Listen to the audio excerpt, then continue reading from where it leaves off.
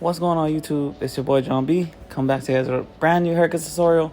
So today I'm gonna be doing a bald fade with a number 2 on top.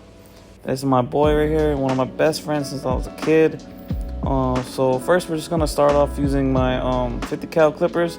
I just got them, and this is like maybe my third haircut I did with them. They're not bad. I don't really like the fade blade that it comes with, so I just snapped on a taper blade that also comes with it.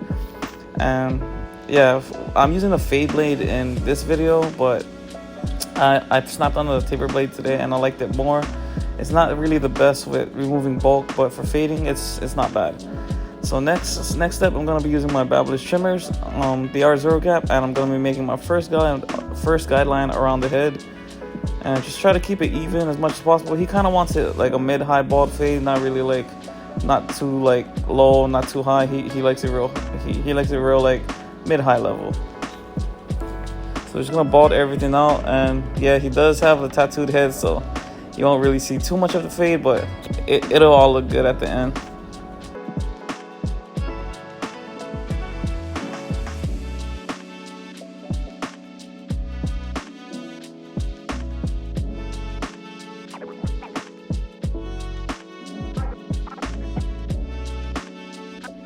Alright, next I'm going to be using my Andes shaver just to get the bottom bald.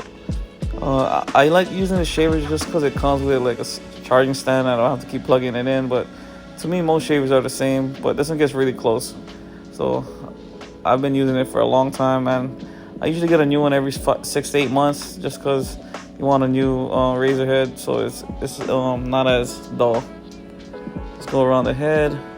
Go over multiple times, different angles, just make sure it's super clean.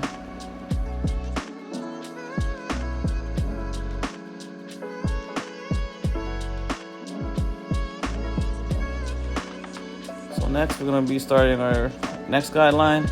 We're going to start with the lever all the way open, and you can see these do have some power to it.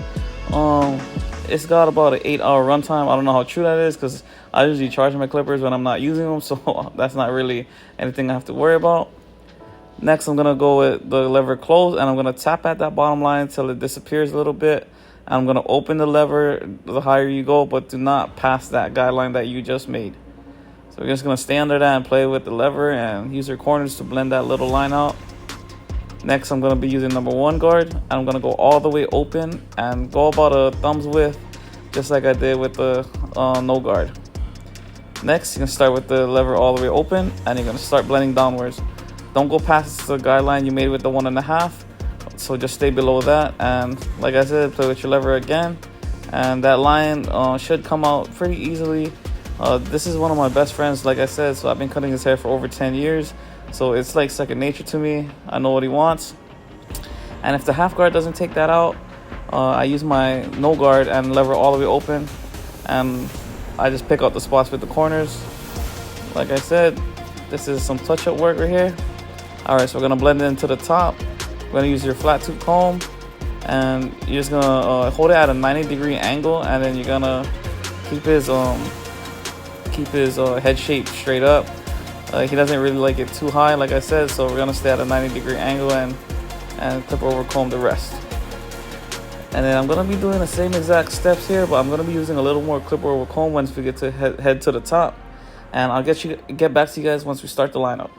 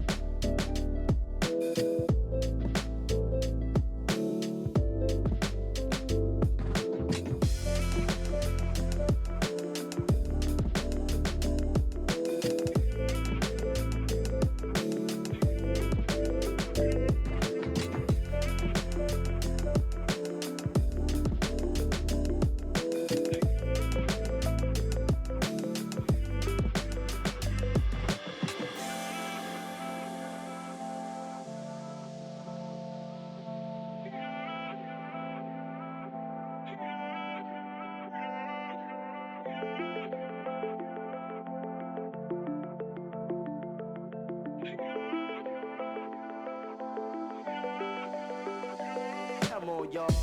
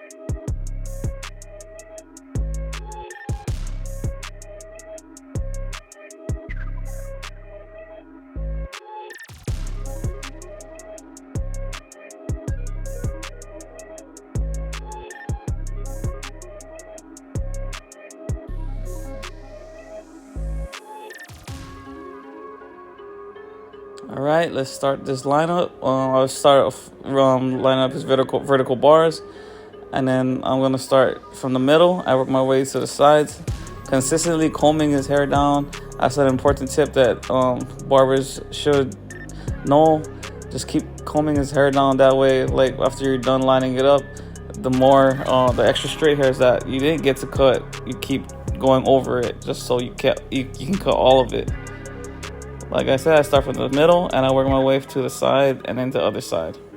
He does have a decent hairline, but I don't put enhancements on him today. Sometimes I do, sometimes I don't. It just depends on how I feel. He doesn't really care if he gets it or not. He just likes getting a haircut. And it's just not a haircut with me and my client right here with my boy. So it's like we talk story, crack jokes. It was hard just editing this video because he was moving so much because we were just talking, cracking jokes the whole time, you know. It's not just customer service, but it's genuine customer service. That's what a lot of people don't like understand. Like, for me, I can't be fake, so I'm gonna give you my real, genuine friendship if we're cool like that. But yeah, that's another tip. If you're gonna be giving customer service, be genuine about it. Don't be fake. If you don't want to talk to them, then don't talk to them. If they don't want to talk, then you don't have to talk. Simple as that. If you guys are cool with each other, then that's good, you know. Clients are basically friends, and like I said, I've been cutting hair for 10 years, and I have so many clients that turn into friends, that turn into family, you know what I mean? So we support each other, and I try my best to provide a good customer service. All right, back to the lineup. We're gonna use a straight razor and pull the skin, like I said, so you don't irritate it, and it's a really much better way to razor because it's much smoother. So that's pretty much the end of the haircut.